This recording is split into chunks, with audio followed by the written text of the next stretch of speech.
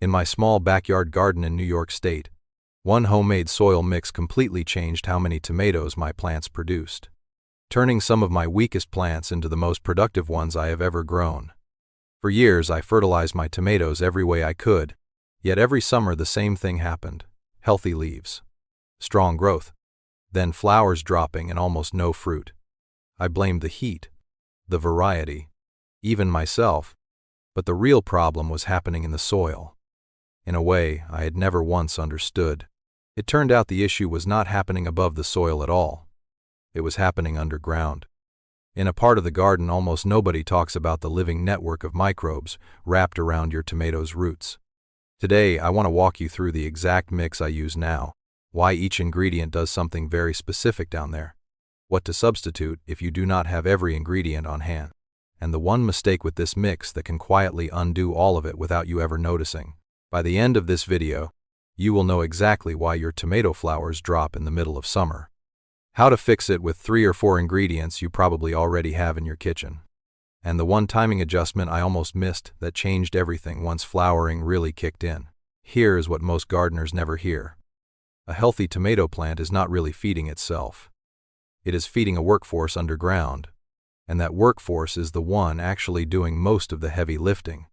So let's talk about why tomatoes usually crash in the middle of summer in the first place. Because there are really only 2 reasons, and you can only do something about one of them. The first reason is heat. Once daytime temperatures climb up into the low 90s for several days in a row, tomato pollen can become temporarily sterile. The flower is there. It looks fine, but there is nothing happening inside it that can actually become fruit, so the plant drops it and moves on. This is well documented among extension horticulturists, and there is genuinely nothing you can do about the weather itself. What you can do is make sure the rest of the plant system is strong enough to recover fast once that heat wave breaks, instead of limping along for another 2 or 3 weeks. That recovery speed has almost everything to do with reason number 2, a plant sitting on a stable, well-fed root system tends to bounce back from a hot stretch within days. A plant sitting on tired, depleted soil can take weeks to start setting fruit again, even after the temperature drops back into a comfortable range. The second reason is the one almost nobody mentions, and it is the one you can actually do something about. Tomatoes are what gardeners call heavy feeders.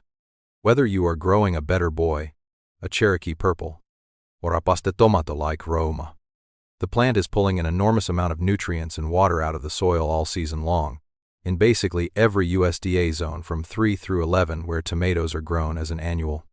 By the time you hit July, that soil has often been worked hard for 2 or 3 months straight. And it is not just nutrients that get used up. The living system in that soil, the bacteria and fungi your tomato actually depends on, gets exhausted right along with it. And here is the part that surprised me most when I actually looked into it. Your tomato plant cannot just absorb nutrients out of the dirt on its own. The way a battery pulls a charge, most of what reaches the roots gets handed off by bacteria and fungi first. A single teaspoon of healthy garden soil can hold more living organisms than there are people on the planet. A picture that soil health researchers and university extension programs have been describing the same way for years.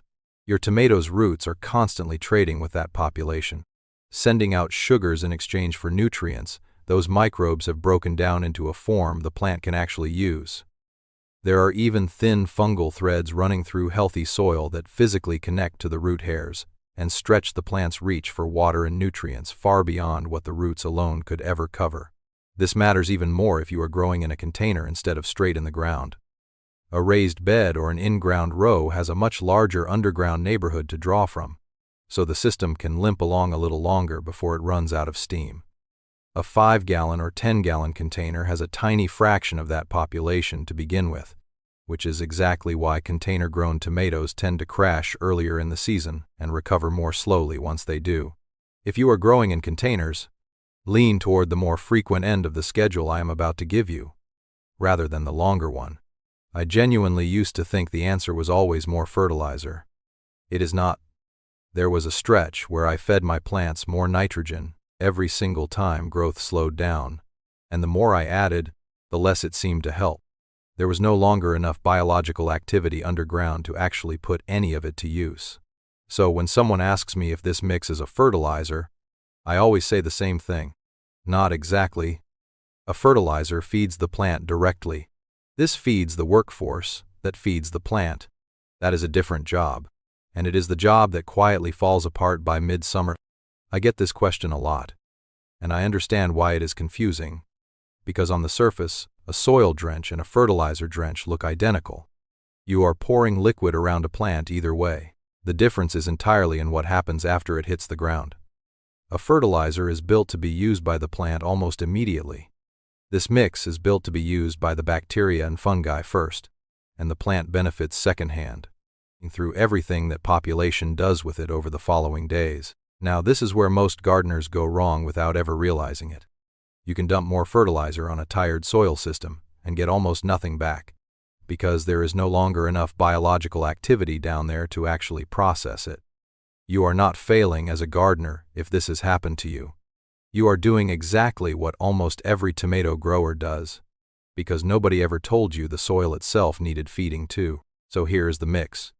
You will need 2 tablespoons of unsulfured molasses, or raw honey if that is what you have on hand, 1 tablespoon of active dry yeast, about half a cup to 1 cup of buttermilk, and if you want a little extra protection, 1 teaspoon of garlic powder is optional but worth including.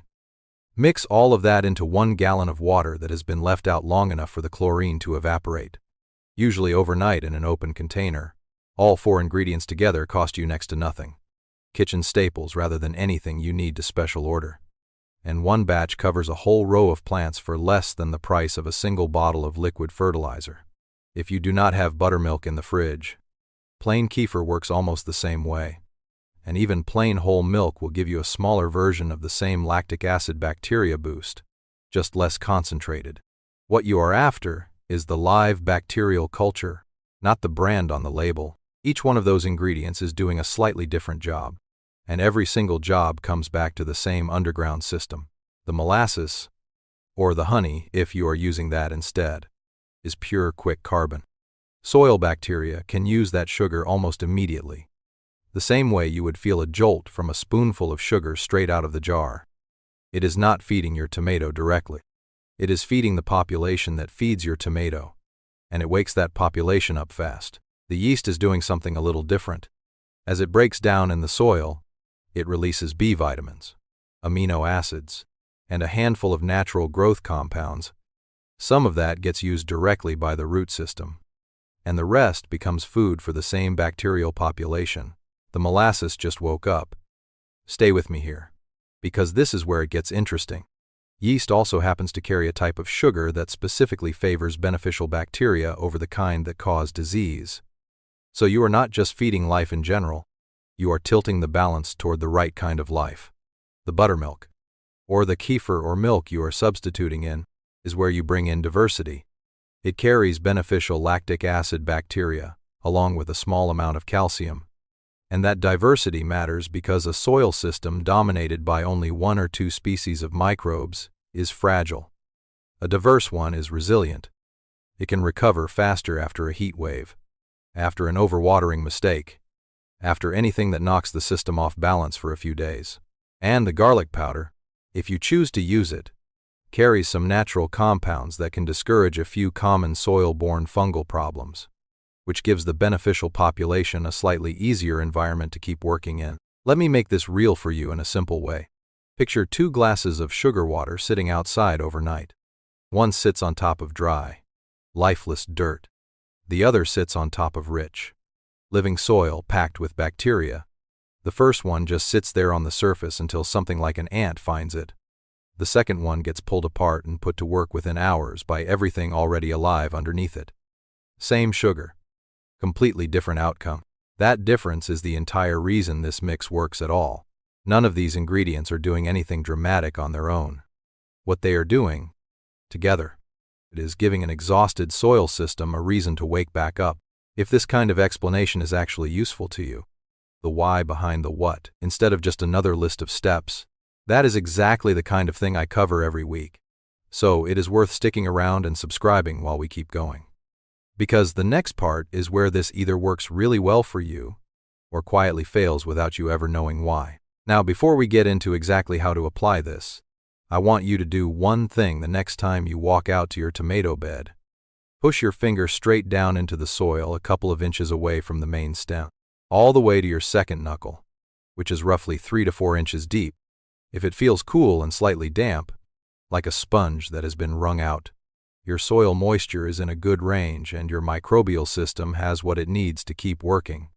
If it comes out bone dry, or if water pools on top before it even gets in, that tells you the soil environment is not in a place to use this mix well yet.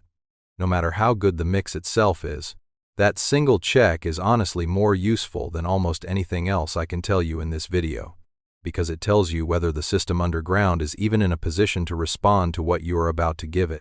If you have not subscribed yet, and you are the kind of person who actually wants to understand why something works instead of just copying a recipe off a screenshot, stick around, because the next part is where most people get this mix wrong without ever realizing it. Let's talk about how to actually apply this mix, because the method matters almost as much as the ingredients do. Pour it on as a soil drench, never as a foliar spray on the leaves. You want 1 to 1.5 cups poured slowly around the base of each mature plant, close enough to reach the root zone, but not piled directly against the main stem. Do this once every 2 weeks under normal conditions, and bump it up to once every 10 days, once the plant moves into heavy flowering, which is exactly the stage where the soil workforce is being asked to do the most. And if your plants are already mid-bloom right now, and you are just starting this for the first time, do not ease in slowly. Start straight on the 10-day schedule, because that is the window where the underground system is under the heaviest demand and has the least room for delay. And here is the part that nobody talks about. Apply it in the morning or the evening onto soil that is already a little moist, not bone dry. If you pour a sugar-based mix onto dry soil and then walk away, you can end up with a sugary film sitting right on the surface instead of soaking in. And that is exactly the kind of thing that draws ants. I made this exact mistake the first season I tried this. I have had a few people ask me about it since, and it makes sense once you see it. Ants are not interested in your soil biology. They are interested in surface sugar that never got absorbed into the ground. The fix is simple. Water that area lightly first.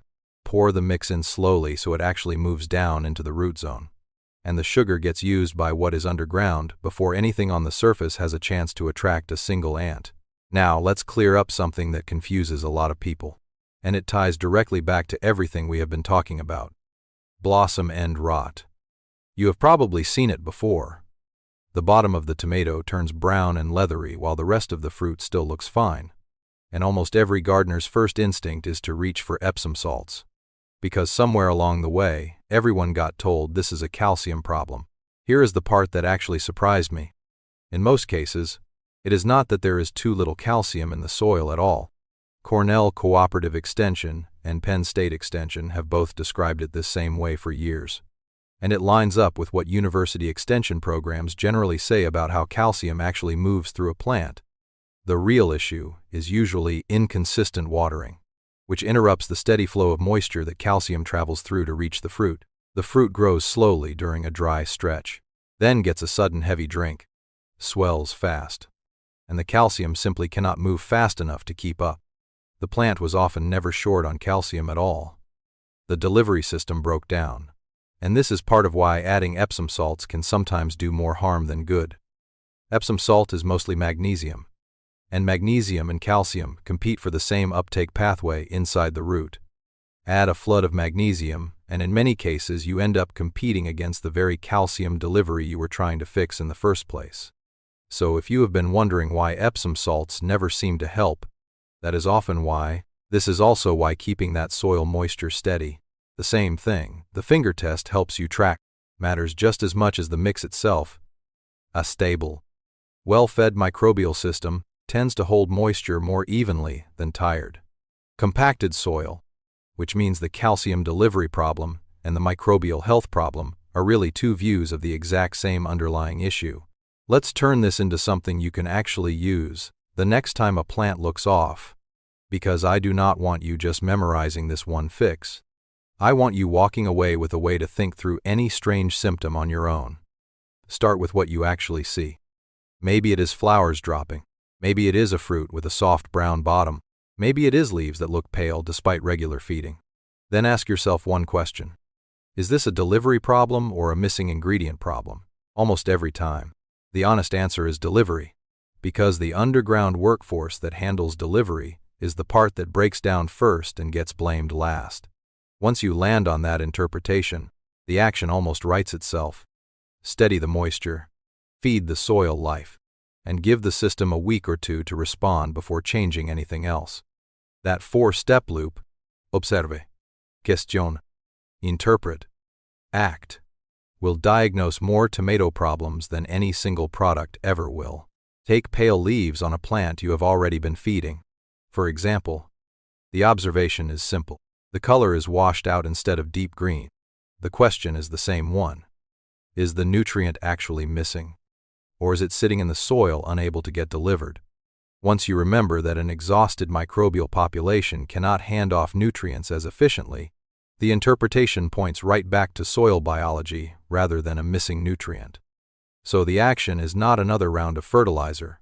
It is feeding the workforce first, and watching whether the green comes back over the following 2 weeks. I almost didn't include this next part, because I genuinely thought it was too small to matter. But it turned out to be the single biggest change I made all season. When my plants moved into peak flowering, I noticed the every 2-week schedule was not quite enough. Flowers were still dropping faster than I wanted, even with the mix going in regularly. So I tightened the schedule to every 10 days, specifically during that heavy bloom window, exactly when the plant's demand on that underground workforce is at its highest. And within about 2 weeks, the difference was obvious. Flowers were holding on instead of dropping. This is the part that changed everything for me. That timing adjustment, more than any single ingredient in the mix, is what finally got me from picking a handful of tomatoes a week to filling 2 5-gallon buckets and still giving extras away to neighbors. I still forget to water the soil first before pouring the mix in some weeks. It happens. The plants forgive a misstep here and there, as long as the overall pattern stays consistent. So if you only remember one practical detail from this entire video, make it this one. The recipe barely changes. The timing during flowering is what changes everything. Here is a simple way to know if the mix is actually working in your own garden. And I want you to use this as a repeatable check every season, not just this one. Notice when a flower stays attached longer than it used to. Ask yourself whether fruit set is happening more evenly across a cluster instead of just 1 or 2 tomatoes per stem. Then connect that back to what is happening underground. Because steadier flower retention and more even fruit set are both signs that the soil workforce has enough resources to keep up with what the plant is asking of it.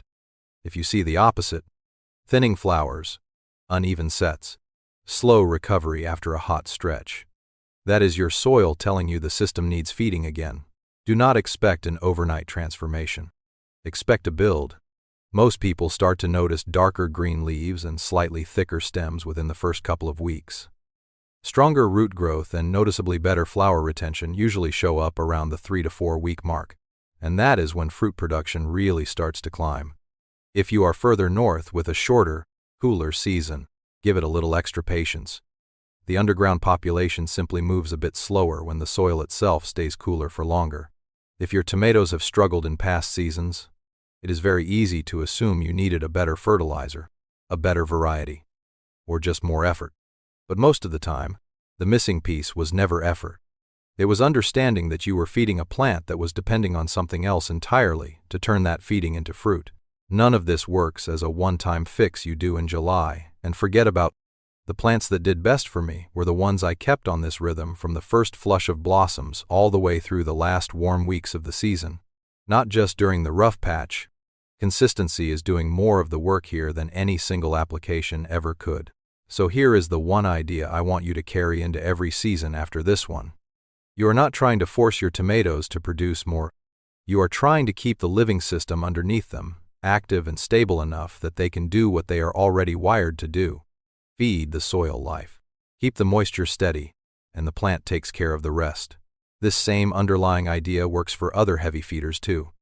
Peppers and squash lean on that same underground workforce. though the exact ratios and timing shift a little, and that is probably worth its own video down the road. Tell me one thing in the comments. Has your tomato trouble shown up more as flowers dropping, or as fruit splitting and rotting on the bottom? The pattern in the comments usually says more about what is happening underground than anything I could guess from here. Give it a season. Pay attention to the flowers more than the leaves, because the flowers are where this story plays out first. Your tomatoes already know how to produce fruit. Feed the soil, not just the plant, and watch what happens.